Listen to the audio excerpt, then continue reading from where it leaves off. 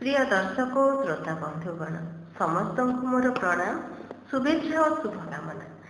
आज मु श्रीमती भारती पाल ओडिशार जनाशुना सुसाहित्यिक कवितर कैलाश चंद्र बेहेरा सृजनी नहीं आसी एक सुंदर कविता।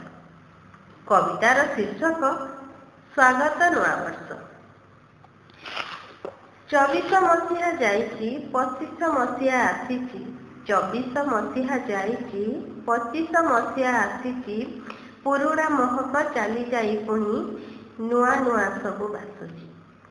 नुआ दरबर आदर नुआ दरबर आदर पुरुणा हुए अनादर पुरुणा को छाड़ी नुआ अनुभूति साउटी करिबा उधार। केते दुख सुख पाइले केते दुख सुख पाइले पुरुणार निंदा गाइले नुआ बरस को स्वागत करिबा नुआ विचार को धरिले। पुरुणा दुर्गंध छाड़िबा नूतन सुगुण धरिबा भेदभाव भूली समस्तंक सेवा कले ही मनीष होइबा भेदभाव भूली समस्तंक सेवा कले ही मनीष होइबा।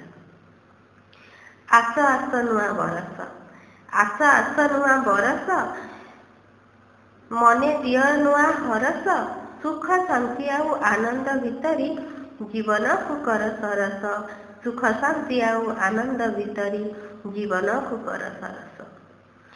नूतन उत्साह धरिबा नुआ नुआ काम करिबा मनीष जातिर सेवा करी आमे भव संसार तरिबा मनीष जातिर सेवा करी आमे भव संसार तरिबा। नूतन वर्षर ढेर सारा शुभेच्छा और अभिनंदन।